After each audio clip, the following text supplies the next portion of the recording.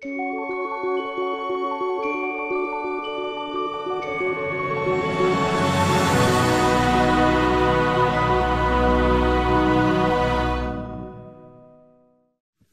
dobrý večer a všetkých vás vítam na tomto mieste.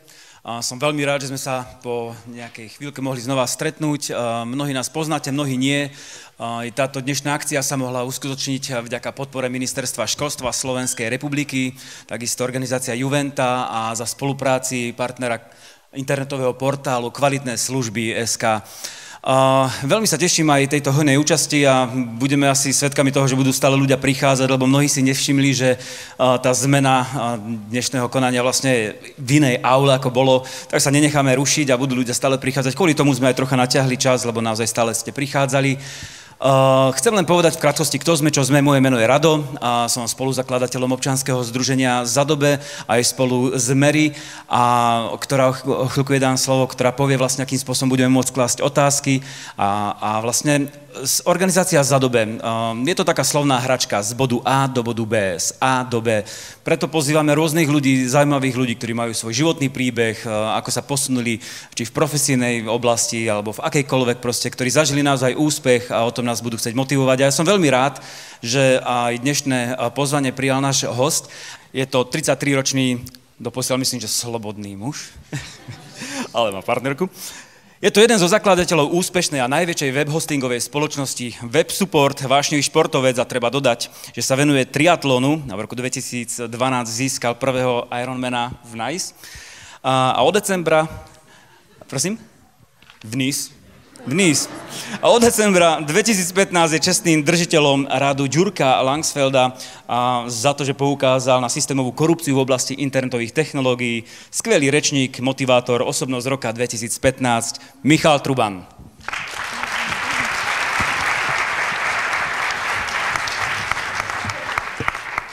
Ďakujem. Neviem, či to je počuť dobre. Si ma tak uviedol teraz, že sa hanbím to rozprávať. Ja mám väčšinou také prednášky, že tým, že som si ich dal tak strašne veľa, tak sa nestíham na ne moc pripravovať a robím to skôr takým freestylovým štýlom. A mám aj radšej takú diskusiu okolo toho, takže ja vám poviem niečo, nejakých 5, 10, 15 minút, taký ten náš príbeh, ako sa nám podarilo z firmy, zo strednej školy vybudovať jedno z najväčších hostingových firiem a popri tom pozakladať kopec ďalších firiem, aj neziskové združenia a popri tom aj športovať. A potom skôr by som bol rád, keby sa pýtate a keby sa bavíme podľa toho, čo vás zaujíma alebo čo bude zaujímať moderátora. A rozmýšľal som, že ako ten príbeh porozprávať, lebo ja som o tom websupporte rozprával strašne veľa, aj som napísal tú knihu a zároveň som nechcel na tých prednáškach rozprávať ten náš príbeh takým tým štýlom, ako je v knihe rozpísaný, tak ma napadlo to vlastne vyrozprávať spôsobom, ktorý veľmi málo kto rozpráva. Vyrozpráva to spôsobom, že vymenujem všetky naše neúspešné projekty a projekty, ktoré nám nevyšli. Potom skúsim vymenovať také, ktoré nám vyšli a ukázať taký rozdiel medzi nimi, že prečo si ja teraz myslím, že tie projekty úspešné neboli a tie úspešné zase naopak boli. A v čom je tá inovácia toho, že človek v čom si myslí, že inovátori akým spôsobom myslia a ako to je v skutočnosti.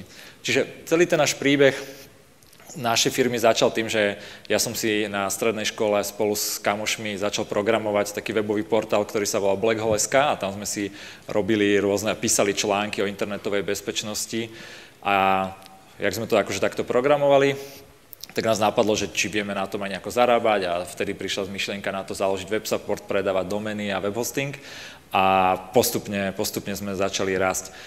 Išiel som na vysokú školu, kde som túto firmu pomaly viac menej ako keby sa aj venoval, alebo skôr nevenoval, čiže na vysokej škole sme viac žurovali ako podnikali. A potom po vysokej škole sme začali strašne makať a v tom sme začali robiť aj ďalšie projekty. A hneď prvý projekt bol taký projekt, že Gplay a to sme začali robiť s tým, že ja som hrával online poker a Vymysleli sme to, že do reálnych hier dáme tú logiku online pokeru, že tam hráte o peniaze a dáte to aj do reálnej hry, čiže keď budete mať nejaký Counter-Strike alebo hociakú strieľačku proti sebe, tak budete hrať za peniaze, hej, že jeden život stojí euro. A čiže budete sa takto strieľať. A to sme si mysleli, že to bude strašne veľký projekt, začali sme, do neho zainvestovali sme, najali sme nejakých ľudí na to, začali sme na tom robiť a po nejakom roku a pol sme tam zainvestovali vtedy pre nás veľké peniaze, 500 000 korún a vôbec museli sme to zavrieť, ten projekt. Naučili sme sa všetky základné chyby, ktoré sme pri tom hovorili a tie vám možno na konci vymenujem, keď budete dobrí. Museli sme ho jednoducho akože closenúť a zavrieť. A pustili sme sa do ďalšieho projektu. Začali sme robiť taký projekt, ktorý sme vo firme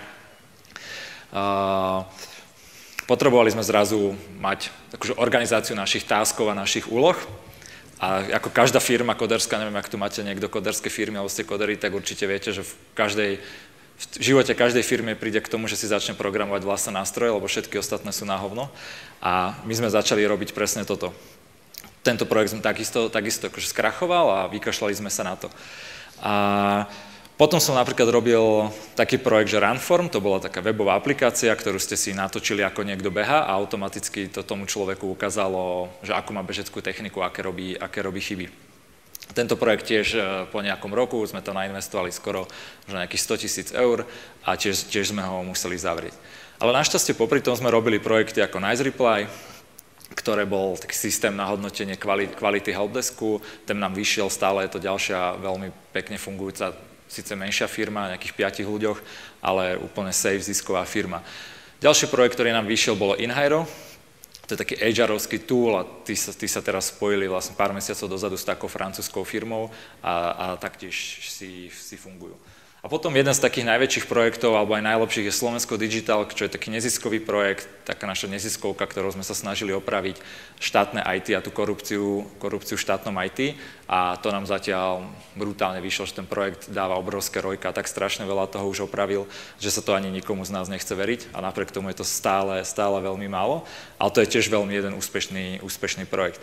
No a ja som teraz rozmýšľal, a tých projektov je viacero, niektoré som možno aj pozabudal, a rozmýšľal som, že čo delilo tieto projekty, ktoré nám vyšli a ktoré nám nevyšli, okrem takých samozrejmých vecí, akože mali sme šťastie, nemali sme šťastie, robili sme to dobre, nerobili sme to dobre, a zistil som, že všetky projekty, ktoré nám vyšli, spájalo to, že keď sme chceli mať úspešný biznis, teda opačne to poviem, že nechceli sme mať z toho úspešný biznis. Všetky projekty, ktoré nám vyšli, nám zišli z toho, že sme robili niečo iné, niečo, čo nás bavilo, niečo, na čom sme akože naozaj nám na tom veľmi záležalo a vôbec sme to pôvodne nemysleli ako biznis, ako ten web support napríklad. To bolo vlastne programovanie toho Black Holeska, potom až vznikol web support. NiceReply to bolo také, že sme prijali sme prvých ľudí na helpdesk a nevedeli sme ich nejak hodnotiť, tak sme vymysleli, že dáme linku do mailu a tí ľudia to budú hodnotiť.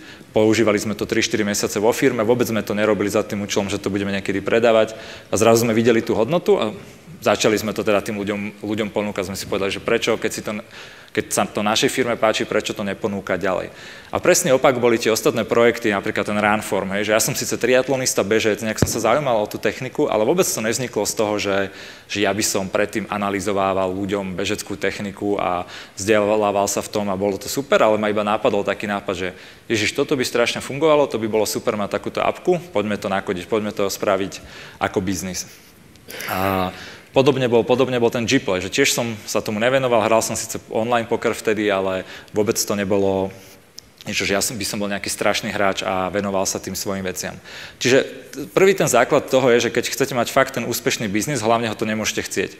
Lebo keď to chcete, tak začnete na to, podľa mňa to uchopíte z veľmi zlého konca, začnete na to tlačiť. Ja to veľakrát prirovnávam že k baleniu ženských alebo k baleniu ľudí, alebo aj chalanov pre niekoho. Toto vždy, keď začnem rozprávať, tak strašne veľa vecí ma napadne a musím sa potom strašne sústrediť, aby som nerozprával viac o tom balení.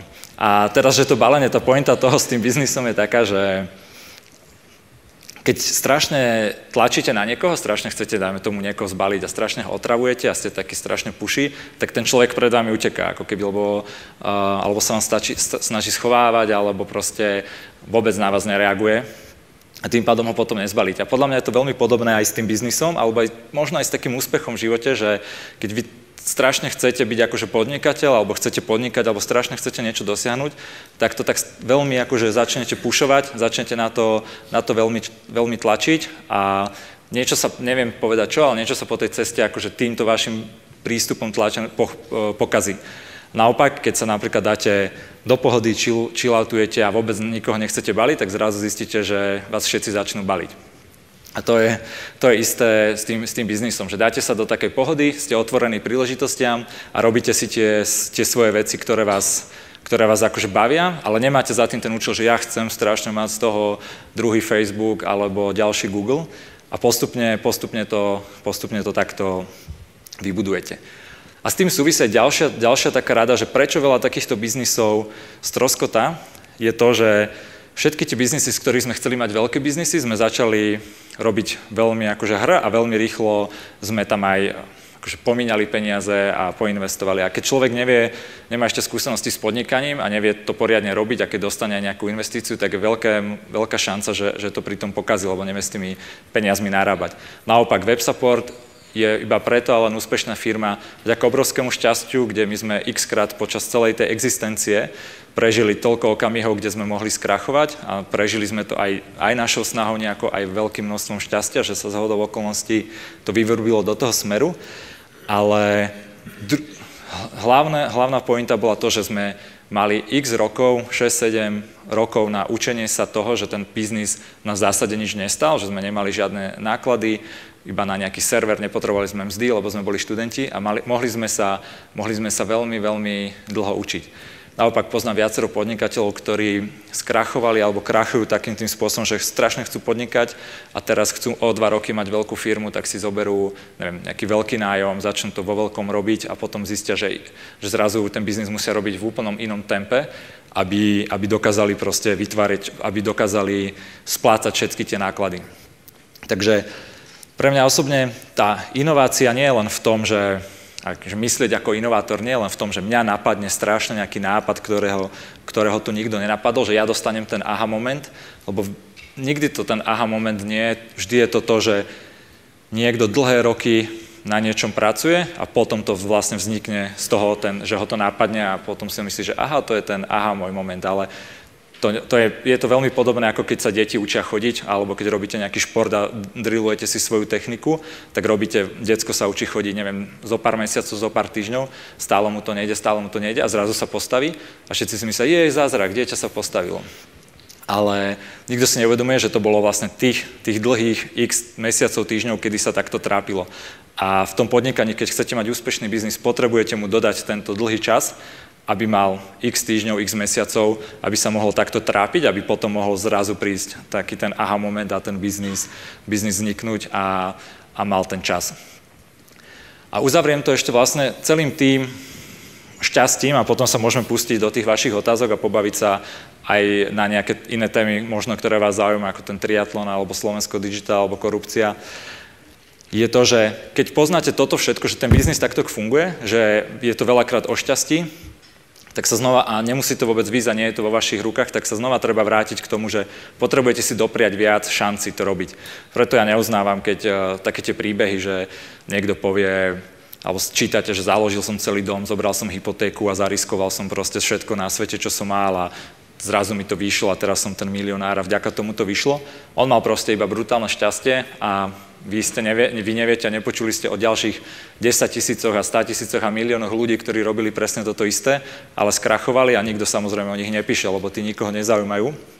Ale štatisticky alebo reálne takto to vo svete funguje a preto vy, keď robíte ten svoj biznis a nech robíte hociaký alebo chcete robiť hociaký, tak potrebujete si dopriať ten luxus podľa mňa nejakých 4-5 chýb, čiže vždy treba vymýšľať, ako začať podnikanie a tam robiť tú inováciu, ako ju robiť tak lacno vyskúšať ten môj nápad a tak nechať to dieťa vyrásť, aby som to mohol 5-krát zopakovať. Keď mi to jedno nevyjde, tak jak nám nevyšiel ten Gplay a tie ďalšie projekty, tak stále mám dostatok zdrojov, dostatok času, dostatok energie to zopakovať. Ja som mal to obrovské šťastie, že nám vyšiel ten prvý rovno WebSupport a ten nám už vedel pokryť ďalšie, ale vy môžete byť úspešní aj v treťom podnikaní, tak jak sme prvý nám vyšiel, druhý nám nevyšiel, tretí nám vyšiel, ďalší nám nevyšiel. Vy potrebujete robiť tak, aby ste mali, že prvý mi nevyjde, druhý mi nevyjde, tretí mi vyjde a štvrtý mi vyjde a ten mi spláti všetky tie, čo mi nevyšli. Takže toto bola moja freestyle mudrovačka na 5 minút a v pohode sa pýtajte teraz, keď vás čokoľvek zaujíma.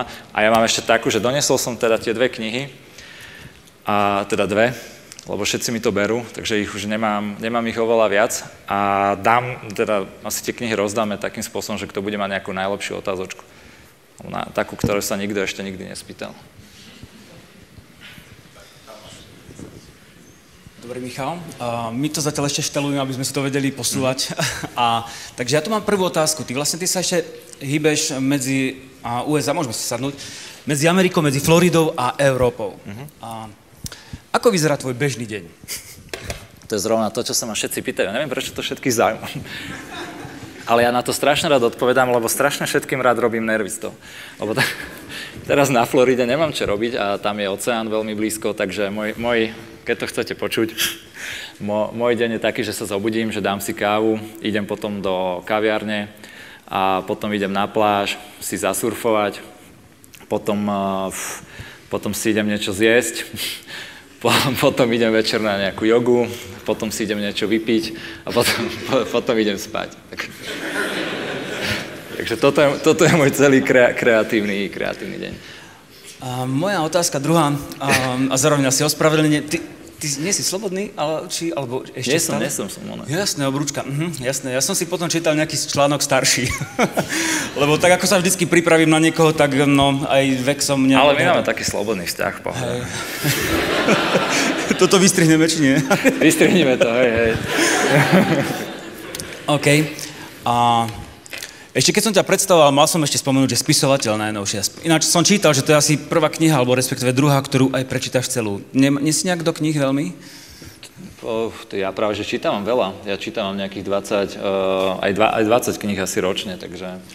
To som ty si to včera videl na mojom Facebooku, ale to bol iný chalan na jednej konfere mi povedal, že strašne super kniha, strašne super, že to je asi, a ešte to povedal, že to je asi jediná, ktorú asi dočítam okrem Čenkových detí. Aha. Takže, a to ma strašne potešilo, lebo Čenkové deti som čítala ja, to je podľa mňa. Áno.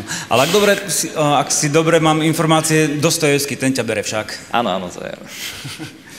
OK, takže ako pokračuje súdny spor s finančnou správou? Neviem.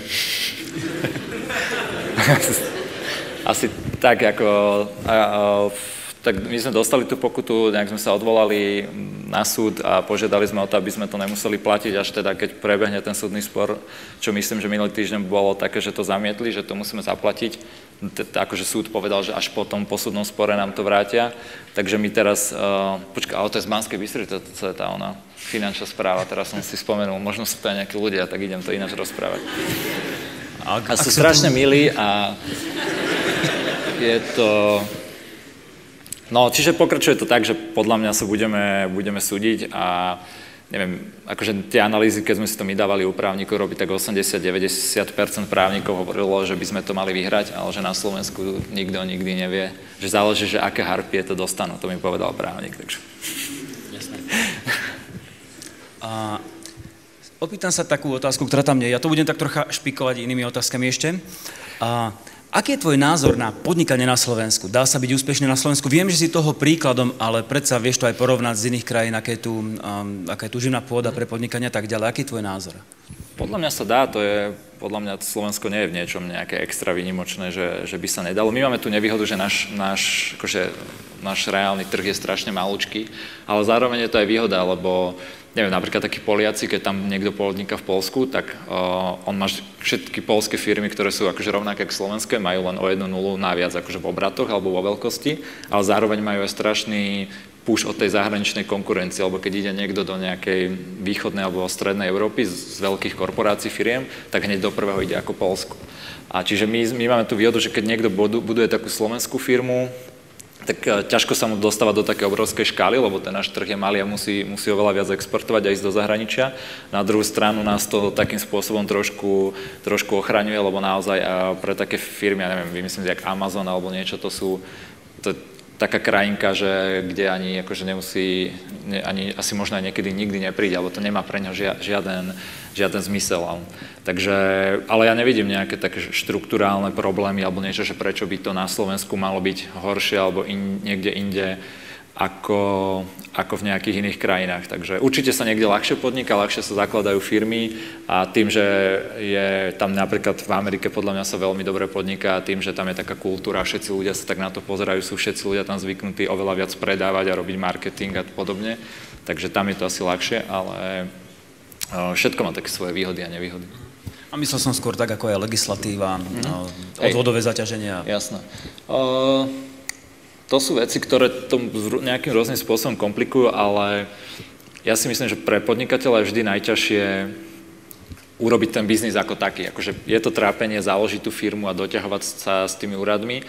Akože okrem takýchto, keď tá finančná správa je, že keď to nejak likviduje takto podnikanie a naozaj, že to sú veľké pokuty, tak vtedy je to problém, ale tak všeobecne ten podnikateľ sa bude stretávať so 100-násobnými problémami, ako len založiť firmu a doniesť niečo na nejaký úrad. Že to najťažšie je vedieť urobiť tú hodnotu na tom trhu, nájsť tých zákazníkov a to, ako založiť firmu a vyplňať nejaké tlačiva. To sú také otravné veci, bolo by super, keby sa to celé zlepšilo a myslím si, že by to aj trochu pomohlo teda tomu podnikaniu, ale v tom podnikaní je oveľa dôležitejšie vzdelanie a to, akú máš potom prípadných zamestnancov, ale aj tí sami podnikatelia, akí sú dobrí, s akými vedomosťami a praxou vychádzajú aj zo školy a potom vedia robiť ten biznis oveľa jednoduchšie a ľahšie ako to, že či mu štát dá nejaké iné prekážky. Keď spomínaš vlastne to vzdelanie, s tým súvisí ďalšia otázka, že ako vnímaš školstvo a celý systém školský na Slovensku? Bol som zrovna, neviem, či to takto môžem hovoriť teraz, ale bol som zrovna na svadbe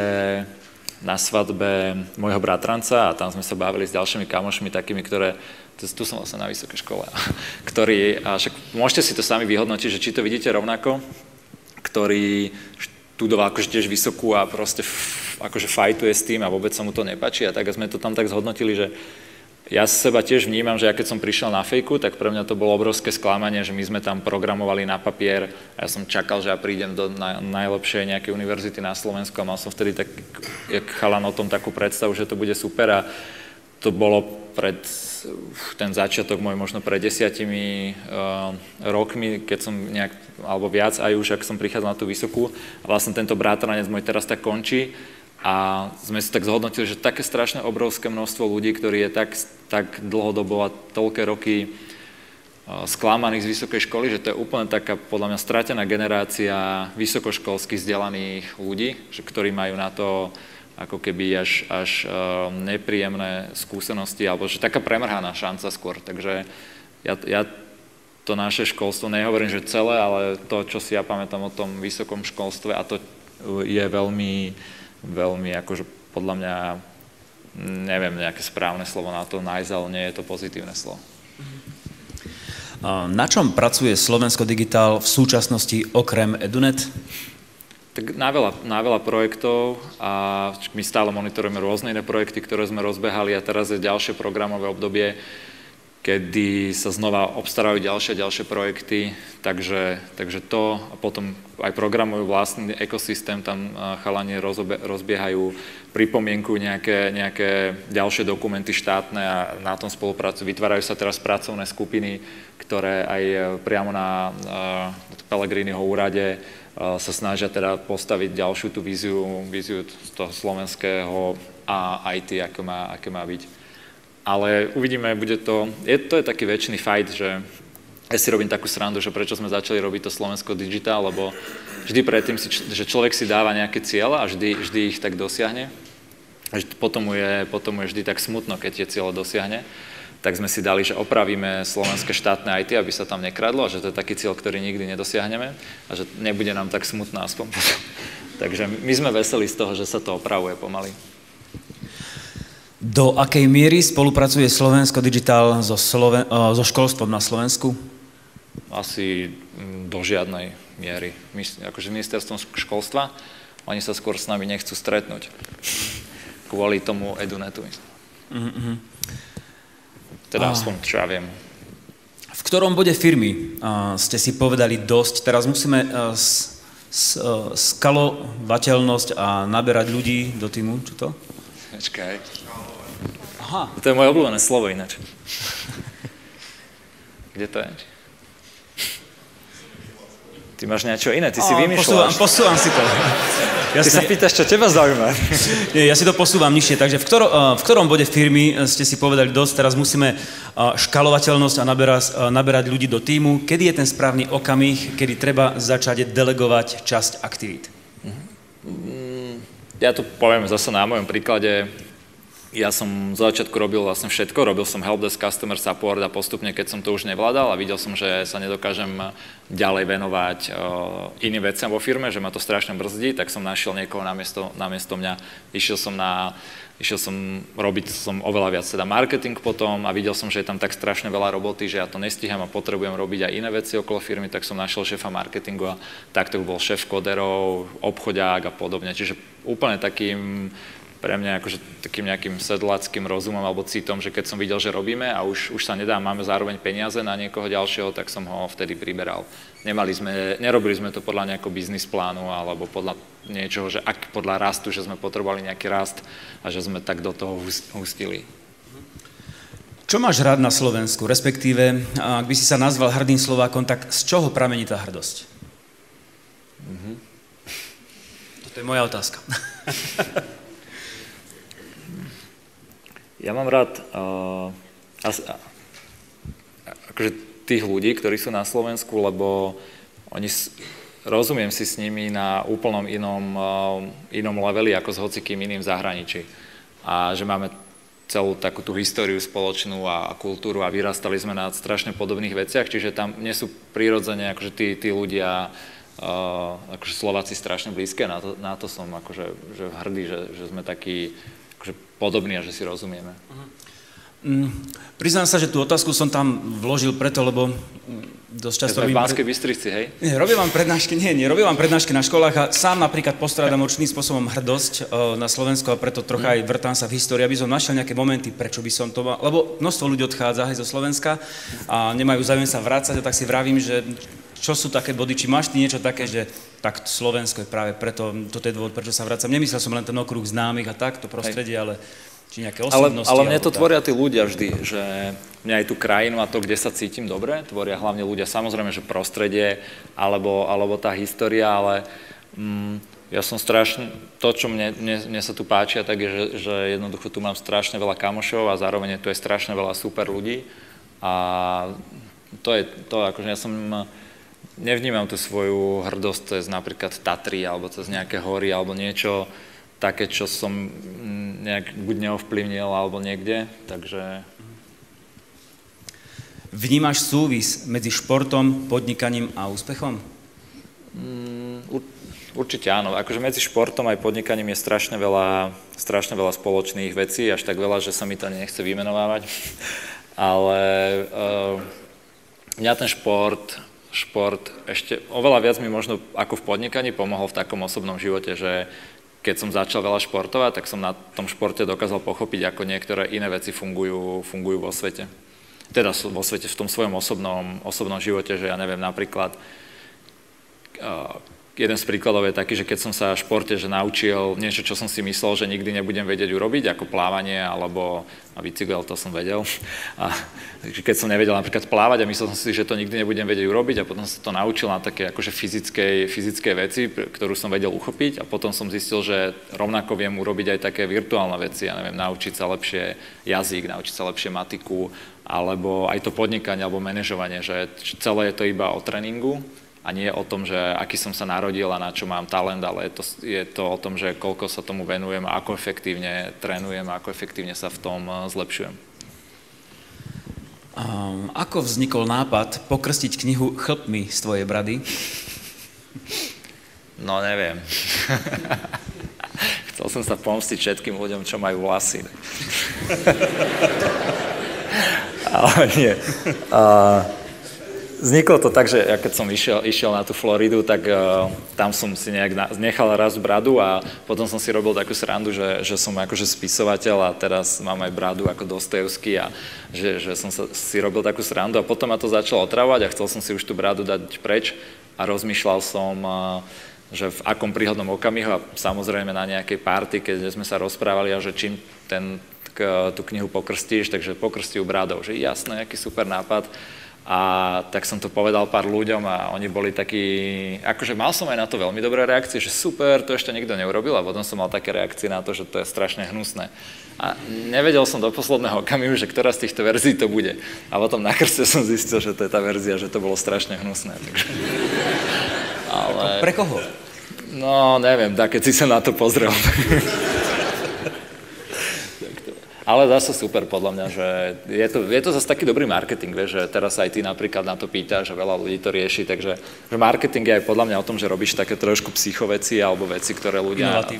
Inovatívne, hej, ktoré ľudia neočakávajú a hlavne, že to robíš tak, že ťa to potom proste tak nejak prirodzene napadne, že ja som si, možno sa tak vrátim znova k tej téme, tej prednáške, že to nebolo také, že ma napadlo pokrstiť knihu bradou a že nechám si ju narásť a všetko, ale že to bolo proste, že si využil to, kde si sa dostal, do akej situácie a to, čo si mal v rukách, si vtedy porozmýšľal, že ako to teraz využiť, ako to použijem a zrazu si to použil a potom, keď sa pozeráš spätne na celý ten príbeh alebo to, čo si robil, tak ti to vyzerá, ako keby to bolo strašne všetko premyslené a stratégia a pritom vo väčšine je to iba také, že si kreatívny alebo inovatívny v rámci toho, čo máš v tom aktuálnom časopriestore pri sebe a v rukách. Čo by si poradil mladým podnikateľom bez skúsenosti a kapitálu, kde začať? Dúfam, že som na to odpovedal v tej prednáške, že proste nepodnikať, ale robiť nejakú vec, ktorá, nechcem to tak hovoriť, že ktorá ho baví, ale v ktorej chce byť dobrý, ale ktorá ho aj nejako baví a v tej sa zlepšovať, na tej makať a to podnikanie, ten nápad znova príde. Že podľa mňa dobrý príklad s tou bradou, hej, že necháš si naraz bradu a potom ťa to nápadne, že aha, že mám tú bradu, tak ju teraz môžem pokrstiť s ňou knihu. A to isté je v tom podnikaní, že dúfam, že to chápete. Podľa mňa je to veľmi jasný príklad. Ale že je to proste také, že človek robí, my sme sa učili programovať, my sme sa hrali s počítačmi, rastla nám akože tá brada a v nejakom okamihu sme si povedali, že pozeraj, že my toto vieme, toto je vec a s týmto sa dajú robiť takéto veci, že poďme s tým podnikať. A tak to bolo. A nebolo to také, že sme boli mladí, že strašne by sme chceli niečo podnikať a že čo? A nemáme kapitál, nemáme skúsenosti, čo ideme podnikať, ako to mám robiť? Tak proste sme si nechceli podnikať, hrali sme sa s vecami a tie skúsenosti sme nabrali. Kapitál nám potom mama mi požičala vtedy 30 000 korún a na nejaký prvý server a keď som si už došiel do toho štádia, že som pochopil aspoň som si myslel, že som to pochopil, že jak to trochu funguje a začali sme podnikať, ale vtedy nikto z nás nemal víziu, že urobíme nejakú veľkú firmu alebo úspešnú. To si už potom tak spätne sme si hovorili, keď sme ten úspech dosiahli a rozmýšľali sme akože nad tým, tak sme sa sami tak bajasovali v hlave, že jasné, to sme my mali vízie predtým, ale keď som si tak poctivo to premyslel, tak som vedel, že nič, my sme iba chceli proste mať nejakú živnosť alebo SROčku, ktorá nám zaplatí pár peňazí, aby sme mali na pivo. A potom, jak sme robili ďalej a ďalej a už sme došli zase do nejakého štádia už v tom podnikaní, tak sme si povedali, že aha, že už by sa zišli aj nejaké vízie alebo nejaké góly, že zase máme nejakú tú platformu, niečo, čo sme vybudovali, že čo s tým zase ďalej. A to bol ďalší ten level. A keď to človek začne brať tak z tých manažerských knížiek, že preskočíte etapy a že chce si holiť tú bradu a nemá tú bradu, tak je to potom taký problém. A tam vznikajú tie otázky tých ľudí. Ďalšia otázka. Kam sa posunula a či vôbec startupová scéna na Slovensku? No, podľa mňa sa to posunulo brutálne, lebo odkedy sme to my začali riešiť, alebo tie úvody v tej startupovej scény, keď boli, tak to bolo, že zo pár chalanov na pive sa hádalo, či sú tu investori, či sú tu startupy a nie sú tu peniaze, alebo nie sú tu ľudia, nie sú tu nápady. Za tých 5-6 rokov sa to tak posunulo, že minimálne peniazy je tu strašne veľa na to, kopec nápadov, však už iba keď uvedem jeden taký úplne konkrétny, že začalo to celé, že ľudia robili nejaké apky a teraz sa tu robia lietajúce autá. Že už iba z takéhoto pohľadu sa to strašne posunulo a aj to, ako to vzniklo zasa opäť z takej malej komunity celé. A ja už som vedel, že to naberá veľké obrátky, keď už sa veľké korporácie do toho začali involvovať, začali to sponzorovať a začali si vlastné fondy nejaké robiť a vlastné startupy, vlastné hackathony.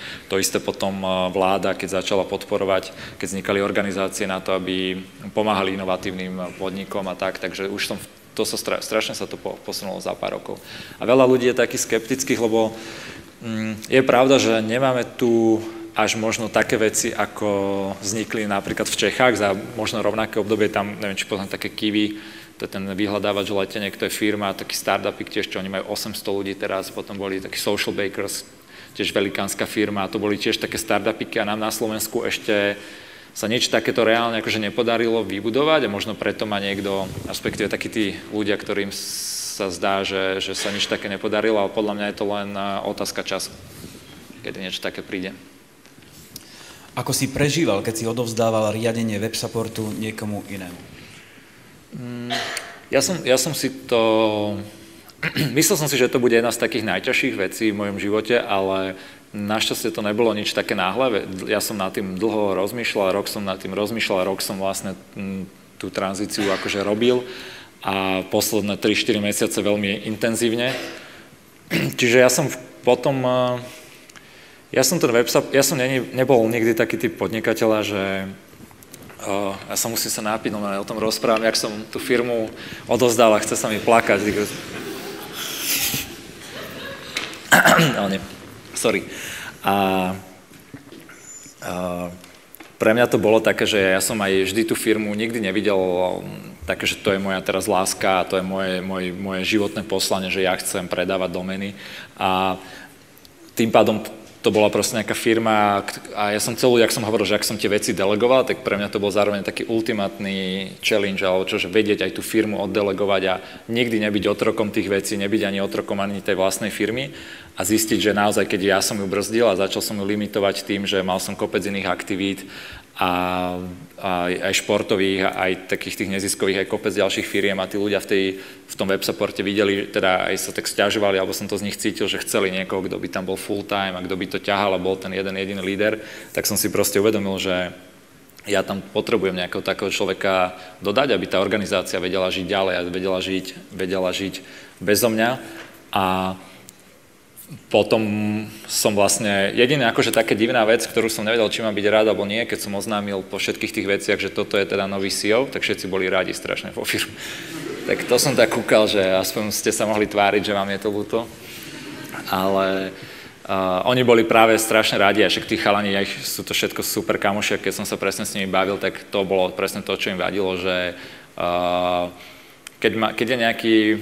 že tam proste nebol ten líder na tých 100% v tom konkrétnom fokusnutý, hej, že som lietal a riešil som si kopec vecí ostatných a oni tam bojovali akože s problémami a ja som tam vždy tak akože niečo poriešil a potom som hneď skákal do ďalšej veci. Ako hľadaš do firmy šikovných ľudí? Možno to je to taká veľká otázka na takú veľkú odpoveď. Možno to skúsim povedať znova naspäť s tým podnikaním, s tým začatím podnikania. Nám sa strašne super začalo aj podnikať, lebo tým, že som teda programoval tak, bol som v takej hackersko-lámerskej programátorskej komunite. Tým pádom, keď ja som potreboval prvých aj môjho spoluzakladateľa teda z tej firmy, aj mojich našich prvých zamestnancov, ktorých som chcel proste, tak ja som nepotreboval toto riešiť, že ako nájsť šikovných ľudí. Ja som ich poznal, to boli moji kamoši a ja som iba napísal, počúvaj, že nechceš ísť k nám robiť za pár eur a on na pive, on že jasno, dobre, idem a dal výpoveď inej firme a boli sme všetko študenti, tak tým pádom to bolo všetko také ľahké, ale toto bolo to, že nie len to podnikanie, keď ho človek začne, znova sa tak vrátim, naspäť ho začne tak, že ja chcem podnikať, tak má presne všetky tieto problémy, ale my tým, že sme začali robiť niečo, čo nás bavilo, tak sme, že kde nájdeme tých prvých zamestnancov, takže však to je super programátor, však s ním robíš, to je super ITčkar, lebo ho poznáš, takže tým sme si my vybudovali tých prvých a potom už nastali problémy, keď už sme potrebovali tú väčšiu škálu a viac zamestnancov, tak to už sa robilo štandardne, to robíš všade, cez tú svoju komunitu, aj cez inzeráty, cez Facebooky, na konferách, všade úplne, že kde vieš si povedať, že kde môžu byť dobrí ľudia. Sami sa ozývajú, keď máš taký potom nejaký marketing, tak sami k nám chodili do firmy niektorí. No ako si poradíš s touto otázkou? Môžem dostať knihu? Toto tiež skúša každý na každej konfere skoro. Raz sa ma spýtal niekto, že aké máš auto a či môžem dostať knihu. Tak to som sa zlákol, že čo ty myslel, že či mi ho chce do školy. Aby ho vystopoval na parkovisku a tak, hej? No. Cítiš sa ako celebrita? Nechcel by si žiť radšej kľudný život v anonymite? Na Floride to máme a ja sa necítim ako celebrita. Že mne sa nestáva, že by ma niekto nejak extra akože spoznával alebo niečo. Začalo jedine, kedy som mal z toho takú trošku divné pocity, keď sme s tým Slovensko Digital začali trošku riešiť tú korupciu IT a vtedy sa veľa ľudí v krčmách a tak prihováralo a hovorilo, že robíme akože strašné super veci a tak a nás tak aj oslovali aj iných chalanov a ja mám napríklad takú skúsenosť, že aj z našej firmy, ako sme mali veľmi veľa fanúšikov a takých najviac oddaných, ktorí nám chodili k nám na party a boli akože, my sme WebSupport bol ich najväčší miláčik a potom, keď sa nám nedarilo, alebo proste sme robili trošku nejaké chyby, tak to boli jedni akože z takých prvých ľudí, čo sa tak odvrátili a nás ešte hejtovali, čiže ja si dávam na to vždy strašný pozor, lebo viem, že to je veľmi, veľmi vrtkavé a ja nemám nejaký pocit, že by som nemal nejakú anonymitu alebo niečo také. A hlavne na tej Floride, takže. Prečo si odišiel z vedenia WebSupportu? To som asi hovoril, myslím, že v tej otázke predtým.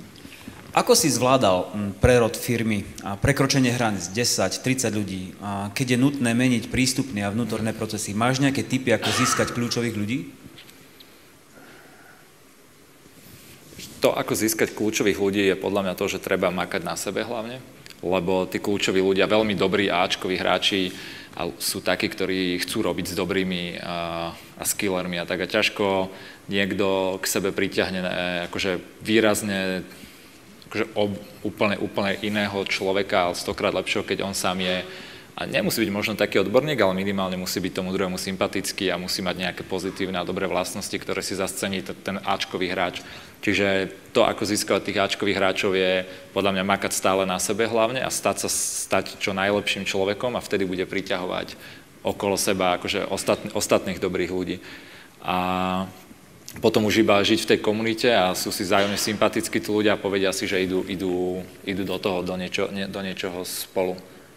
A tam bola druhá časť otázky nejaká? Máš nejaké tipy, ako získať kľúčových ľudí? Toto som povedal asi. A nebola tam predtým? Či to je ona? Čiže ja už si to mýlim. Prerod firmy. Aha, že ten prerod firmy, jasné.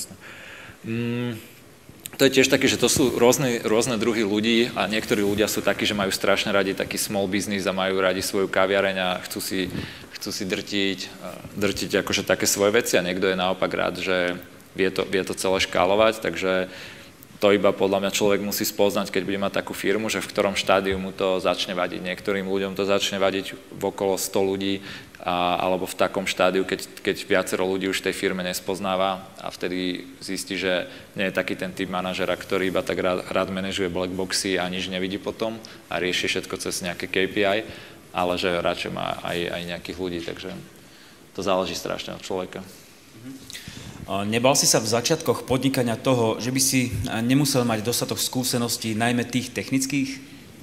Preto som si zobral toho co-foundera, ktorý bol strašný skiller, ja som to o ňom vedel a to je tiež otázka na to, že ako tých super ľudí, ja som vedel, že on je jeden z top ľudí, lebo som predtým ho cez internet poznal a tým pádom, keď sme sa v reálnom svete stretli, tak som vedel, že sme si dali jedno pivko a že môžeme spolu mať firmu, lebo som ho nepotreboval skúšať, že či ma nebullshituje, že či je naozaj akože taký dobrý technicky. Takže tento môj nedostatok hlavne tých technických vecí som vyriešil tým akože spolumajiteľom druhým, že sme boli taký tým, že ja som to skôr trošku tak viac manažoval a riadil a marketoval, predával a on bol taký, že v tých začiatkoch, že to programoval a robil celé. Ale tak nielen také tie skúsenosti odborné, ale určite tá chémia tam musí byť. No hej, no však preto sme si dali to pivo, aby sme zistili, že či tam je aj tá chémia. Takže. A bola to, no. Nespali sme spolu večer, ale... A aké používaš marketingové nástroje? Ktoré z nich sú podľa teba top?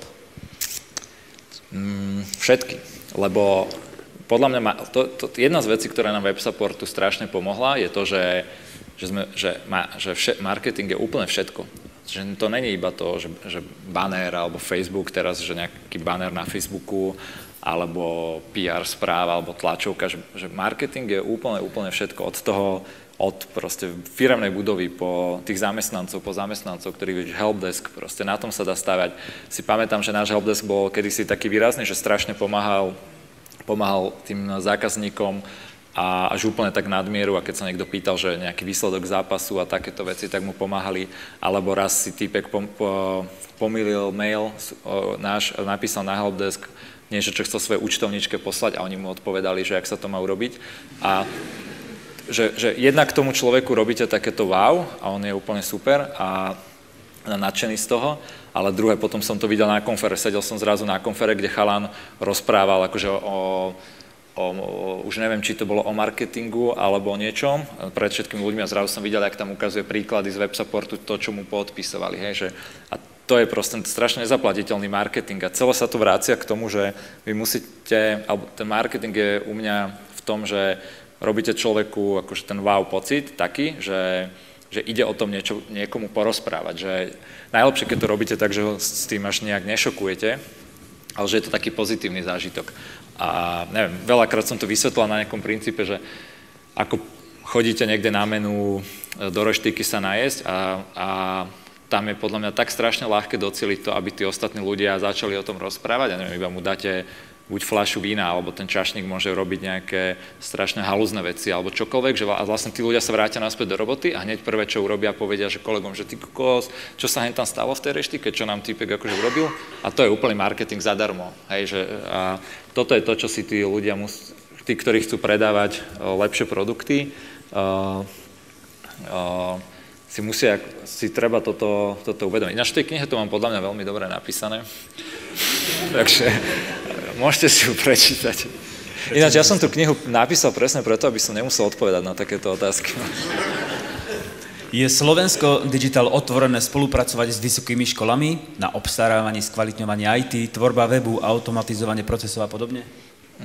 Asi áno, hej, treba to nám iba napísať a my tiež máme akože nejaký fokus a tak, lebo aj to štátne IT je strašne obrovské a nedá sa robiť akože všetko, ale rádi pomôžeme vo všetkom, čo budeme vedieť a treba nás iba kontaktovať a keď minimálne odpíšeme, že nemáme teraz na to čas alebo že máme iné priority, lebo to je tiež veľmi dôležité vedieť robiť to, čo je ako keby, že u nás je to strašná dilema v tom Slovensku, lebo je tam tak strašne veľa vecí, čo treba aj opravovať, komu pomáhať a čo sledovať, že proste my si nedokážeme robiť všetko, nedokážeme robiť z toho ani len 80% a snažíme sa nájsť takých tých zo pár percent s takým najväčším impactom, ktoré tomu celému najviac pomôžu.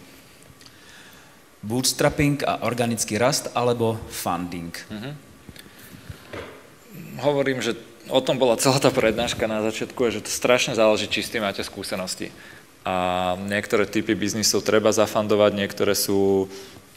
To sa treba vždy rozhodnúť podľa biznis plánu, že aký si biznis plán spravíte a podľa toho, že koľko peniazy potrebujete, asi vedieť povedať, že viem si na tie peniaze zarobiť sám bootstrappingom alebo potrebujem výraznú externú investíciu na to.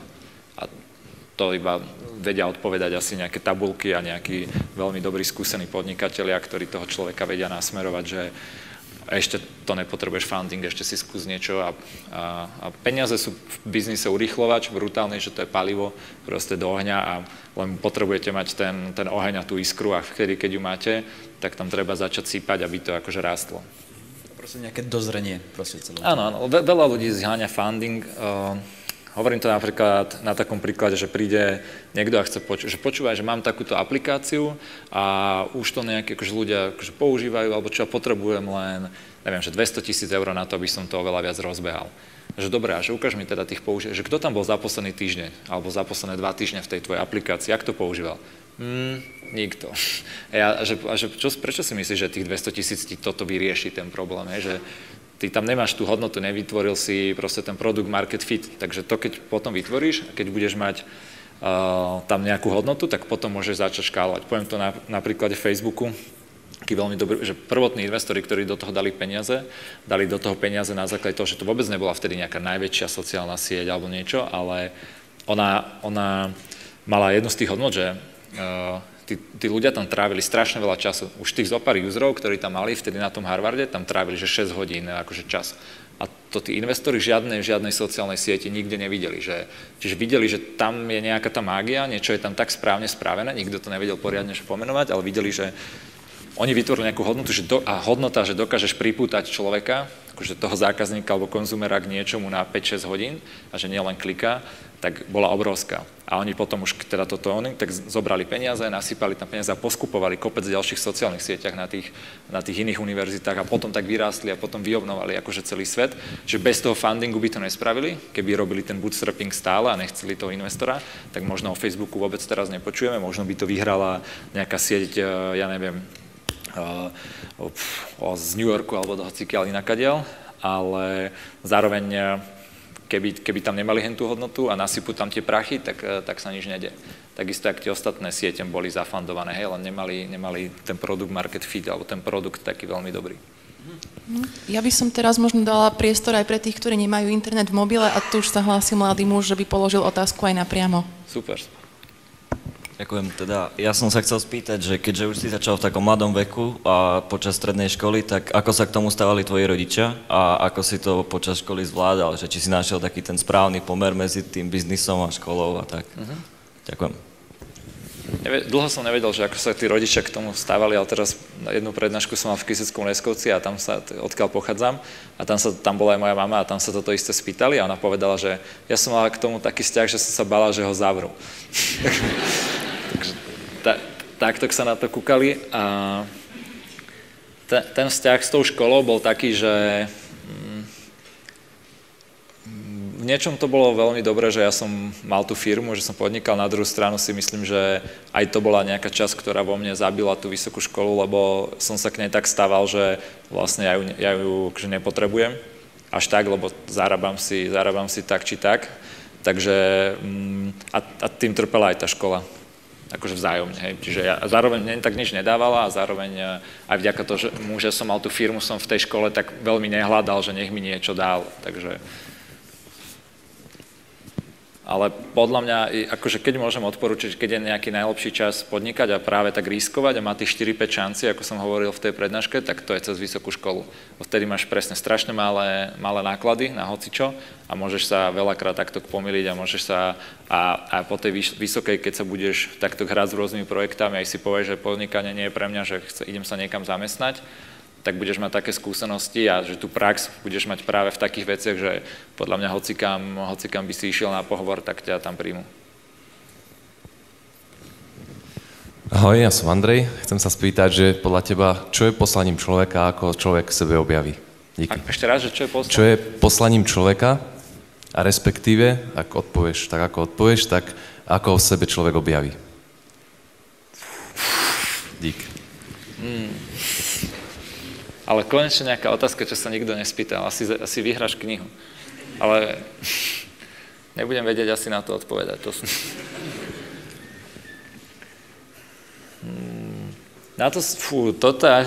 môžeme asi pri pive večer rozoberať. To je taká dobrá diskusia do krčmy.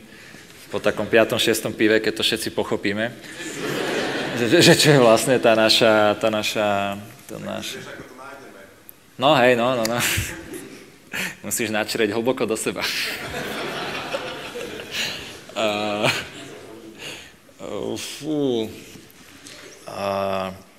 Neviem, no to je... Ja som na týmto... To je jedna z takých otázok, ktoré viem, že akokoľvek sa budem snažiť sebe, poviem to voči sebe, že asi neviem, nechcem hodnotiť, že čo je poslaním všetkých ľudí, ale párkrát som tak nad týmto rozmýšľal a príde mi to jeden taký ten druh otázky, na ktorý ja neviem akože úprimne a dobre odpovedať a moc sa ňou akože netrápim z tohto konkrétneho hľadiska, hej, lebo pochopil som, že asi k nej nikdy k nej nedokážem dospieť nejakými racionálnymi argumentami, a nemám na to akože ten taký framework myšlienkový alebo vôbec akože argumenty, aby som si toto v sebe povedal, tak ja sa týmto moc netrápim, že čo je mojím poslaním. Ja som kedysi bol veriaci, bol som ministrant a potom na vysokej škole som prišiel na to, som začal veriť, že neexistuje akože žiaden boh a teda, že keď umrieme, tak je koniec, normálne ako hociaké iné zvieratá a toto bola myšlienka, ktorá mňa veľmi akože v konečnom dôsledku oslobodzovala, že nepotreboval som dúfať, že po tom posmrtnom živote bude nejaký ďalší svet a čiže podľa mňa si to tak každý nájde v sebe sám a nejak to ja extra neriešim asi až tak. Neviem na to odpovedať, to je fakt. Neviem, či aj pivo na to bude stačiť ináč. Ale páči sa mi ten smer, ktorým sa to uberá, táto diskusia. Ešte máte niekto otázky? Aha. Ako je tu množstvo zaujímavých otázok, ani neviem, či to všetko stihneme, ale napríklad už sú tu niektoré také, budem ich spájať. Napríklad, či plánuješ ísť do politiky?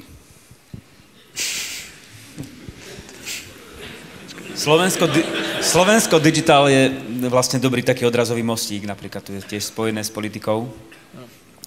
Pri tom Slovensko Digital nám od začiatku veľa ľudí hovorilo, že ideme akože do politiky a robíme politiku a vôbec to nikto nemyslel akože nejakú politickú agendu a veľa to práve, že používali všetky tí ľudia, my ich tak voláme, tí ľudia z druhej strany a tie firmy a nielen akože štát alebo politici, ale aj tie firmy, ktoré proste nás tým napadali, aby nám zobrali ako kebyže argumenty alebo niečo, že prečo to chceme robiť, že prečo to chceme zlepšovať, že lebo my ideme do politiky. Čiže ja som vtedy, jednak my sme, to Slovensko Digital naozaj je seriózne úplne, že apolitické a vtedy som videl, že čokoľvek budeš chcieť robiť, tak to začnú označovať, že ideš do politiky. Ale nie preto, že ideš do politiky, že to je zlé, ale že tá politika, to je taká zlá konotácia pre všetkých. Že to je ako keby ti hovorili, že ty tam ideš nie robiť niečo dobré, ale že ty ideš bojovať proti nám, ty ideš tiež kradnúť alebo niečo podobné. Čiže veď preto aj to progresívne Slovensko riešime, lebo rozmýšľame nad tým aj takýmto spôsobom a vidím cez to Slovensko Digital, že ak som hovoril, že opravujeme nejaký kúsok, ale to je strašne málo a rozmýšľame stále ďalej, že ako opravovať, lebo aj to ITčko je vlastne iba konečný dôsledok to, ako tie procesy potom automatizuješ, ako to reálne spravíš, ale celý ten problém je úplne nad tým ešte v tej legislatíve a hlavne, možno nie, že v procesoch to aj máme celkom dobre, ale v takej morálke a v tom, že ja to nazývam vo firemnej kultúre alebo v tej štábnej kultúre tej organizácie. A toto je niečo, čo chceme asi tiež meniť a rozmýšľame nad tým. Čo hovorila rodina na tvoje podnikanie v úspechoch a neúspechoch? Vedeli ťa podporiť, stali za tebou? Hej, toto som mal šťastie, že ja som mal vždy rodičov a oni mi vlastne tie prvé peniaze dali a tiež som sa dozvedel, čo som zabudol, že vlastne mama mala predtým potraviny a ona vlastne predala tie potraviny a z tých peňazí, ktoré jej ostali, tak mňa vlastne nikdy nedošlo, že odkiaľ mala 30 000 korún, čo bolo vtedy akože asi dosť veľa na nás. A čiže oni mi verili stále mama ma tak akože trochu brzdila, ona je taká opatrná, aby som to nejak neprehnal v tom škálovaní alebo čo. Ale ja som mal vždy od nich akože podporu a pamätám si napríklad od otca, že na strednej, keď sme prvého klienta získali, prvú faktúru, lebo klientov sme mali, len ešte neplatili, ale prvú faktúru, keď akože zaplatil klient, tak to som otcovi volal, tak kúpil akože šampanské domov a otvorili sme si to šampanské a bol taký hrdý na mňa, že som dokázal niečo predať. Alebo že to, čo robím, fakt není nejaká blbosť, takže super. Mňa podporovali stále, aj keď nám napríklad v MBU sa rozobrali tie servery, tak hneď sa o mňa akože báli, volali a sami viem, že po svojej linke sa snažili volať všelijakým známym a tak, že čo sa deje a tak. Takže v tom som ja mal vždy, že rodinu som mal ja vždy akože veľmi dobrý background a akože takú stenu, čo ma držala. Takže sa mi ľahko vymýšľali halúze, lebo som vedel, že nemám až tak kde spadnúť potom. Tiež viacej otázok. Čo to máš na ruke za kerku? A napríklad, má to nejaký význam? touto kerkou som presne predtým ľudí balil, lebo som im hovoril, že im nemôžem povedať, o čom je tá kerka, som sa robil taký dôležitý. Ale ja som si ju dal, keď som tak začal končiť výšku a bolo to preto, že my sme predtým žili taký ten vysokoškolský život a to sme tak žurovali a tak a viacero mojich kamošov, ktorí boli kedysi takí strašní z nášho pohľadu pohodiaci a sme si tak užívali a začali trochu chodiť do roboty a tak začali až tak nepríjemne na môj pohľad na svetu dospievať a začali byť takí strašne dôležití a mudrovať do všetko. Tak ja som, a videl som, jak sa mi všetko tak vo svete mení a všetko to, jak som si myslel za tých študentských čiach, že tá rebelia tak, že to sa to nejak začalo vytracať, tak som si to dal tak vytetovať ako takú pamiatku, ktorú si nikdy nebudem môcť dať preč, že si pamätám, aby som nezabudol na to, že čo som bol a ešte som si vždy aj tak lebo nebolo vždy tak ľúto tých fotrov, ktorým tým deckám strašne rozprávali veci a oni boli pritom takí istí. Tak ja som si chcel dať takú kerku, aby že keď náhodou niekedy budem svojim deťom strašne rozprávať niečo, čo som robil tiež, tak on mi povie, že prosím ťa, že nevyprávaj mi tu, pozri sa na svoju ruku. To je tak. Ak by si prišiel o všetko, čo máš, pustil by si sa znovu do podnikania od nuly? Hej, lebo podľa mňa podnikanie je jediný spôsob, ako získať pomerne veľkú slobodu a ako niečo reálne vytvárať. Môžete buď podnikať, alebo môžete mať naozaj veľmi strašný, brutálny, dobrý job a podľa mňa podnikanie je jediný spôsob, ako reálne zbohatnúť. Napríklad, ako dostať, je to rizikový, lebo strašne, akože, jak som hovoril, môže vám ísť 1 z 5 šancí, 1 z 10, ale nikdy nedosiahnete nejakým zamestnaním to, čo môžete relatívne v podnikaní. Ale zase to zamestnanie je viac safe, hej, čiže to si človek musí vždy vybrať. A možno keby tiež prídem o všetko, tak v tej prvej fáze by som sa išiel radšej zamestnať, nech sa ustabilizujem a tak, nech zasa si nájdem takéto svoj core a potom až vymýšľať, že teda v čom idem teda podnikať. Otázka z pléna. Ja by som sa chcel spýtať, či si niekedy zo svojho okolia cítil závisť alebo také negatívne vnemy. Ja osobne asi veľmi málučko. Ja sa snažím obklopovať tiež akože ľuďmi, ktorí sú akože takí vďační a podobne a preto sa mi tak strašne dobre žije, že žijem v takej svojej bubline veľmi akože dobrých ľudí a keď je nejaký človek, ktorý mi akože berie energiu alebo je negatívny, ja sa s ním nestretávam. Ja mám už teraz ten luxus, že si to môžem dovoliť, takže ja toto nejak nepociťujem a niekedy to ku mne dojde a nevnímam ja vôbec napríklad, že nejakých hejterov alebo takéto komenty. Ja som mal na Twitteri kedysi, som followoval taký účet, ktorý iba každý deň alebo 4-5 krát za deň tweetol iba, že nečítaj komenty akože k sociálnym sieťam na internete a tak, hej. Čiže taký ten druh závisti tam vždy bol a všelijaké hejty sú akože kade tade, ale osobne mi to nikdy nejak tak vyslovene nehovoril a ja to tam niekedy vidím medzi riadkami, ale to je také normálne, ja tiež veľa ľuďom závidím nejaké veci, takže nikdy to nebolo také strašné, že by som cítil, že je to nejaká nepríjemná, strašná závisť, taká normálna, hej. Čiže závidím Zuckerbergovi, že má taký Facebook alebo čo. Otázka? Ahoj, ja mám otázku, že čo bolo podľa teba ťažšie alebo pre teba vybudovať úspešnú firmu alebo dokončiť Ironmana? Vybudovať úspešnú firmu, lebo dokončiť Ironmana je pomerne preskúmaná vec a vieš to s pomerne dobrou presnosťou a bez malého rizika teoretického urobiť. A ja sú na to v úvodzovkách návody a know-how dlhoročná, keď ti povie niekto, že ja ťa idem teraz prekoučovať, urobiť Ironmana a ty to budeš chcieť robiť, tak na 90% to spravíš. Len to bude bolieť, budeš trpieť, ale dá sa to. Ešte v podnikaní je obrovská miera toho šťastia a tej náhody. To nikto nevie proste poriadne povedať, že čo. Takže to podnikanie je oveľa ťažšie v rámci toho, že je to fakt veľký random niekedy. Že môžeš robiť čokoľvek najlepšie, ako vieš makať a nemusí ti to výsť, lebo proste trh niečo iné bude chcieť, ináč sa to vyvinie, alebo konkurencia urobí niečo lepšie a tak. Opačne by bolo, že napríklad, že vyhrať Ironmana, to tiež až není až tak v tvojich rukách, lebo presne tá konkurencia môže byť lepšia, počasie môže byť také, že sa ti nedá, ale že dokončiť je pomerne ľahká vec. Vieš si to rozložiť a vidíš to, že čo treba spraviť na tie kroky. Aha, ešte Ešte otázka? Tak môžem ešte jednu otázku. No neviem, počkaj. Používaš to slovo dosť často aj ty, šťastie, respektíve si spomenul, že ste vyvinuli aplikáciu na meranie nejakých tých športových výkonov a podobne. Ako by vyzerala aplikácia od web supportu na meranie šťastia, respektíve spokojnosti? Ty pôjdeš s nami na to pivo večer? Neviem, nedostal som pozvanie, ale rád sa pridám.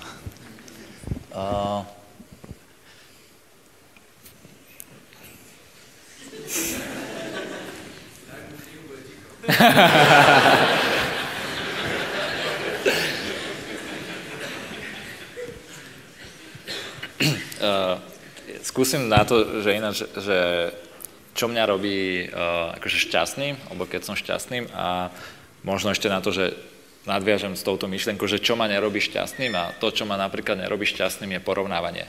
Napríklad, že sa snažím sa neporovnávať s ľuďmi a snažím sa na to vždy pozerať a aj sa tak samého seba chrániť, že každý je jedinečný a neviem, ja som si napríklad hovoril, že keď ma na vysokej profák dodrbával za nejakú matiku, že ty nevieš proste poriadne matiku alebo fyziku a teraz, že ty si taký najväčší v tomto šupák, tak ja som si zase hovoril, že ty zase nevieš hrať futbal. A potom som zistil, že proste takéto porovnávanie, ak som aj tu teraz povedal s tým Zuckerbergom, s Facebookom, že pre mňa jedno z najväčších vecí, ktoré vidím, že ľudí robia nešťastných, je to, že sa furt porovnávajú s niekým, s niečím, sami so sebou a hlavne akože s cudzými ľuďmi. Čiže že tá aplikácia by mala teda jeden z tých parametrov, že nakoľko sa porovnáva ten človek so všetkými ostatnými. A potom by ich tam mala asi strašne veľa ďalších, ale podľa mňa šťastie je taký ten, že state of mind, čo máš v hlave. Že niekto vie byť šťastný v úplne iných situáciách, kde niekto iný nevie a niekto potrebuje strašne veľa prachov na to, aby bol v niečom šťastný, niekomu stačí málo. A podľa mňa keď chceš byť šťastný, že musíš to znova upratať sám sebe a vtedy si môžeš... A jedno z tých nástrojov, ako si to upratať sám sebe a byť šťastný, je neporovnávať sa. Že to šťastie je v nejakej miere, je ľahšie byť šťastný, keď máš aj externé podmienky na to dobré.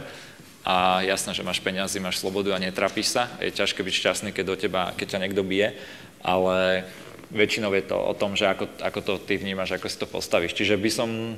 Ten druhý ešte veľký parameter v tej appke by bol to, že ako ten človek spracováva tie externé inputy, ktoré sú okolo neho a ako ich pretavuje do seba, lebo to šťastie vo väčšine prípadov robí to, ako on toto vie spracovávať. Ja len takú informáciu, že asi ešte 10 minút budeme dávať otázky. A to len preto, aby som ešte pozbudil nejak odvahe ľudia, ktorí chcú položiť otázku takto cez mikrofón. Ja idem k ďalšej otázke. Si otvorený pomôcť mladým ľuďom a s podnikaním štýlom, že by si posúdil ich biznis plán, odhalil do svojho pohľadu šance na úspech? Ja to aj robím pomerne pravidelne. Jedna z vecí, aj k tej knihe som urobil takú platformu, lebo mne chodí tak do týždňa možno 3-4 buď nápady, alebo takéto biznis plány, alebo prezentácie na rôzne firmy a startupy, že čo si o tom myslím a veľakrát im odpisujem a veľakrát tie odpovede sú pomerne akože rovnaké, preto som aj spravil tam takú platformu, keď si dáte to truban.support, tak tam sa predkliknete aj k takej komunite, kde viete aj ten biznis plán akože takto updatenúť a viem vám tam odpísať, lebo chcel som to spraviť aj tak, že jednak aby tú odpoveď videli aj ostatní, aby sa z toho aj ostatní vedeli učiť a zároveň aby to vedel aj niekto iný tam pomôcť, lebo ja som tiež není akože nejaký strašne najmudrejší podnikateľ a je tam viacero zaujímavých ľudí, ktorí vedia prihodiť svoju ruku k dielu a potom jedna možno iba rada, že treba sa pýtať hlavne podnikateľov dosť z toho odvetvia, v ktorom podnikám, lebo každé odvetvie je špecifické a keď sa mňa niekto pýta, aby mi poslal nejaký biznis plán na budovy alebo nejaký developerský projekt, ja by som mu s tým nevedel pomôcť, lebo by som nevedel, že či tú matiku za tým má takú, ale keď mi niekto pošle niečo, že s ITčkom alebo so SaaSovým biznisom alebo takým online biznisom, tak tam viem relatívne, ako to funguje a vedel by som mu povedať, že či ten jeho biznis plán je ustrelený alebo aký, alebo že kde sa tam mýli. Čiže v pohode veľmi, môžete mi písať mail, ja vám poviem, že pastnite to tam a keď to tam pastnete, tak vám tam rád odpíšem. Máš nejaký vzor v oblasti podnikania? Ak áno, čo si od neho čerpal v podnikaní, respektíve v živote? Ja som nikdy nebol taký, že by som mal nejaký idol, alebo idoli, že Steve Jobs, alebo niečo také. Mám obklopujem sa alebo stretávam sa s veľmi veľa rôznymi podnikateľmi a každý z nich je pre mňa v niečom taký idol a každý z nich má negatívnu a pozitívne vlastnosti a od každého si beriem to, že v tomto by som chcel byť ako on a v tomto by som nechcel byť ako on. Neviem, niekto je, že strašne energetický a prehajpovaný a drtí, tak vidím, že tento to robí takto a niekto je zase, ja neviem, taký strašne štrukturovaný a filozoficky sa na to pozerá a zase si hovorím, že ty kokos, chcel by som chápať ten biznis takýmto akože nadhľadom, jak to on celé vidí, ale napríklad, ja neviem, že zasa ohovára, alebo čo, hej, tak, alebo je taký v niečom inom nešťastný, dajme tomu a tak. A vždy si to z tých tak vyskladávam z takýchto ľudí a takými sa obklopujem a vždy idem z takýchto stretnutí strašne akože taký nahajpovaný z tých ľudí, že vidím, akí sú, ale zároveň sa snažím nepozerať iba na to, čím by ma inšpirovali, ale aj to, že čo by som videl, že aký by som nechcel byť v tom, hej, ako niekto z nich vie brutálne prezentovať, ale má zase nejakú inú zlú vlastnosť. Takže ja si medzi tými, ja si tak kradnem od tých ľudí to najlepšie aj to najhoršie, čo majú. Hroznenka z koláča. No, napríklad. Ako si stíhal popri práci tréningovú prípravu a úspešné absolvovanie Ironmanu v Nice? Nestíhal. Bol to asi kompromis na veľa a bol to aj trošku zdravotný kompromis a bol to aj kompromis ten firemný, že tá firma práve tým trpela a preto som aj potom hľadal toho CEO, lebo ja som trénoval 15-20 hodín týždenne a to bol že čistý čas, potom sú to hodiny, keď človek išiel na ten tréning, keď sa obliekal a potom keď regeneroval a teda ten čas, keď regeneroval, bol väčšinou vo firme, takže ja som tam väčšinou taký vykaprený sedel a bol som unavený a nevedel som sa, akože odrobil som si asi svoje, ale nevedel som urobiť tú nadprácu a pušnúť sa do toho, takže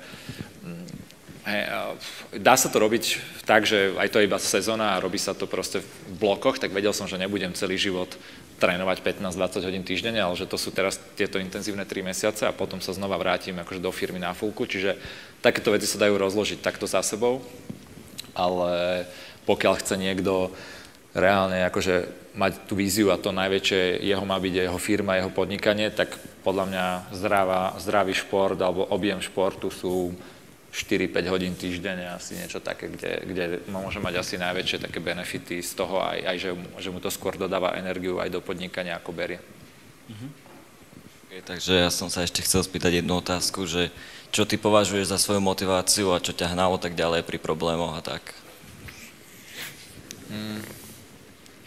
Mňa veľmi baví akože tvoriť a vytvárať veci, ale nerobím to, že by som, neviem, robil sochy alebo maloval, alebo písal knihy, ale že baví ma to robiť v podnikaní. Čiže tvoriť akože nejakú novú firmu, nový startup, nový produkt, tak to je celkom pre mňa, tam hľadám tú motiváciu, že robím niečo, čo ma baví. A potom tá motivácia, konkrétne napríklad v tom triatlone, tak je v tých cieľoch. A tam boli tie preteky. A tam som napríklad ja zažil takú super skúsenosť ďalšiu, že prenositeľnosť zo športu do biznisu, že keď som mal tie preteky, tak som brutálne trénoval, lebo som vedel, že tuto mám cieľ a tuto musím odrobiť takéto veci. Ale keď som mimo sezóny alebo nemám preteky, tak dropne mi to trénovanie úplne o 30%. A takto je to isto podľa mňa aj vo firme, že, alebo v vašom podnikaní, alebo zamestnaní, alebo škole, že veľa ľudí nemá ten cieľ alebo tú víziu a tým pádom si len tak fičíš. A nevieš teda povedať, že keď chcem toto veľké dosiahnuť, musím takýmto spôsobom makať každý deň v takýchto blokoch, alebo čo, ale tým pádom si len tak chodí, že teraz ma to baví, aj to je nejaký super štýl, v nejakom období života si aj toto dávať, ale keď chce niekto niečo dosávať, tak si to musí niekedy urobiť aj tak, si to tak vyskladať trošku štrukturovanie celé. Ešte má nejakú otázku. A že či si mal nejaké obdobie, kedy si povedal, že fú, tak teraz chcem skončiť a ak áno, tak ako si to prekonal, ako si s tým bojoval? Mal som veľa takých období a prekonával som to tak, že som si oddychol, lebo hlavne v tom športe, myslím si, že aj v robote, keď s tým chceš skončiť, je to preto, že nevládzeš, alebo už ťa to nebaví. A nebaví ťa to veľakrát preto, že je to stále to isté, čiže potrebuješ to nejak zmeniť a potrebuješ si oddychnúť. A mňa napríklad veľakrát dovolenky brutálne dobíjali, že išiel som na dovolenku s takým pocitom, ja neviem, že už by si tú firmu alebo aj tú prácu chcel skončiť a bol si na dovolenke a po pár dňoch si sa už nevedel dočkať, kedy ideš naspäť robiť. Čiže ja keď nevládzem, tak si oddychnem. čo je také logické. Ale pritom to veľmi málo ľudí robí. To sú presne také tie samozrejme veci, ktoré ľudia z nejakého dôvodu robia presne opačne. Takže... Ešte jednu by som chcel. Ahojte. Ja by som sa chcel spýtať, každá úspešná firma má ten bod zlomu, kedy sa to presunie na Facebooku, to bolo cez 1 000 000 lajkov, v iných firmách je to zase nejaký počet ľudí v portfóliu, niekde je to ziskovosť. Uvedomoval si toto? Ten bod zlomu vo firme? Dúfam, že teda som to spätne správne analyzoval, ale jeden z tých bodov zlomu bolo, keď sme išli do kanclov. My sme predtým počas výšky robili tak proste cez internet iba s kamošom a zrazu sme si povedali, že poďme akože sa do toho trošku pustiť a tá reprezentácia bola to, že sme si prenajali kancel a tam sme sa začali stretávať a tam vytvorili sme si proste priestor na to celé a tam sme začali makať a to bol presne taký bod zlomu, že 7-8 rokov sme takto fičali po internete dvaja kamoši, spravili sme si kancele a za pol roka sme mali 7 ľudí a za ďalšieho pol roka ďalších 10 a začalo to takto rásť. Pre mňa ten bod zlomu bol to, keď sme si začali na to makať, hej. Môžeme ešte otázku? Mňa by zaujímalo, ak by si začal v podstate odznova podnikanie, čo by si spravil inak? Čo by bolo taký ten nejaké zásadné kroky, ktoré by si spravil už teraz z toho pohľadu inak? Asi by som išiel skôr do zahraničia, alebo skôr viac von a aj ja sám chodiť do zahraničia, aj predávať viac do zahraničia. Tú firmu možno robiť viac zahraničí, lebo to je úplne oveľa väčší trh, úplne iné skúsenosti. Takže, lebo to je tak jedna z veľa rád, ktoré hovorím našim startupom, a tak, ktoré sú normálne, že slovenské firmy, ale jak som hovoril, že to Slovensko je malý trh, tak ja im stále hovorím, že chalani, že choďte do zahraničia, že choďte na konferu aj do Viedne, alebo hoci kde tuto blízko, iba choďte a zrazu vtedy pochopíte, že ako sa dá trochu oveľa viac lepšie predávať v zahraničí, keď tam budete a pospoznávate ten svet. Takže ja som toto robil pomerne až neskoro, až ku koncu výšky som nejak začal viac cestovať v zmysle, že po konferách aj zahraničných, lebo tam je to predsa len o pár rokov popredu a tým pádom sme aj začali získavať trošku náskok aj nad tou konkurenciou a to stačilo ísť iba do Čiech. Už tam to bolo o rok, o dva trošku dopredu na tých konferách, ako to, čo bývalo na slovenských konferách. A keď sme potom išli neskôr aj do Nemecka a do Rakúska, do Francúzska na rôzne konfery, tak to bol ďalší taký riadny upgrade. Čiže toto by som ja začal robiť, že veľa ľudí chce začať podnikať v zahraničí a exportovať, alebo jak to nazvať, ale oni sami tam nechodia. A to, keď chce človek podnikať v zahraničí, tak bude musieť tam byť, hej. Tak zase je to presne to opačné, že ja som mal presne taký istý bug, že ja chcem strašne podnikať v zahraničí a chcem mať zahraničné pobočky a firmy, tak poďme to akože nejak vymyslieť. A opäť, aby som namiesto toho, aby som spravil, že tak sa tam idem popozerať, idem tam pocestovať, idem tam pokúkať na nejaké konfery, idem sa tam pospoznávať s ľuďmi, idem ten trh spoznať a potom si poviem, že či mi to stojí tu za to, či sa mi to chce, či je to dobrý trh, či tam vidím tú príležitosť, či tu začnem podnikať. Takže toto by som začal robiť oveľa skorej, by som začal chodiť oveľa viac vonku. Tak to bola posledná otázka z pléna a ja takisto dám poslednú otázku ešte z mnohých, možno 30 neprečítaných. A je to, kde sa vidíš ty o 20 rokov? Stále na Floride alebo sa pripravuješ na niečo ďalšie? To, čo som pochopil na tej Floride, je to, že nechcem byť na dôchodku ešte. Lebo ja som si to chcel vyskúšať, lebo to je vždy taký sen každého človeka, že vedieť od istej roboty a že dobre, ja už od 30 rokoch nemusím akože pracovať.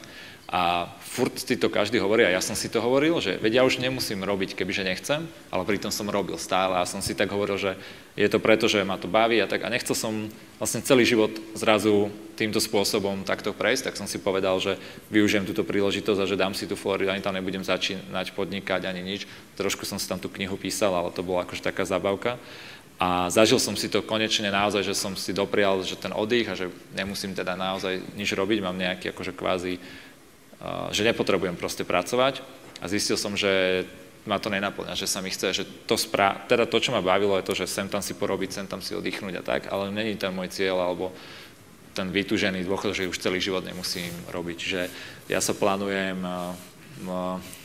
vrátiť na Slovensko a plánujeme sa pustiť asi poriadne aj do toho progresívneho Slovenska naplno a to bude asi niečo ďalšie, čo ma najviac láka a aj baví.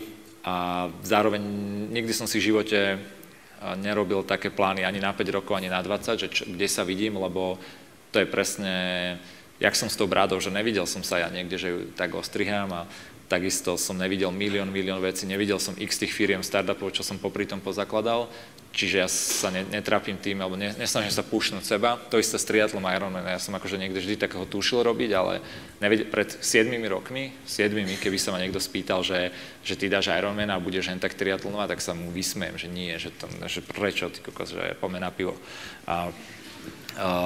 Tým pádom si to stále nerobím a to samo prichádza zase s tým balením, že dáš sa do pohody a ono to samo prichádza. Michal, ja ti každopádne chcem veľmi poďakovať, že si prišiel, že si dodržal slovo, ktoré si vlastne dal aj na Facebooku, keď si sa tak rozhodol, že prídem na Slovensko, urobím sériu prednášok, píšte, kto by ste mali záujem. A ja som to išiel práve zaškrtnúť, ale som si všimol, že kolegynka Mary ma predbehla chvíľku predtým a tým pádom som už tušil, že to vyjde. Fakt ešte raz veľmi pekne ďakujem. Michal Truban. Ďakujem.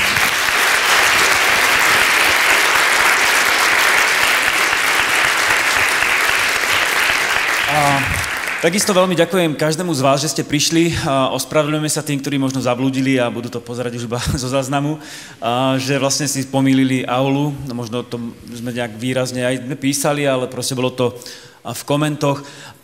Takisto chcem vás pozbudiť, lajkujte nás, sledujte, posielajte tipy na zaujímavých hostí, riešime naozaj akýkoľvek tip, zaujímame sa o to. Takže zadobe.sk alebo na Facebooku Zadobe. Ďakujem ešte raz za pozornosť. Ahojte.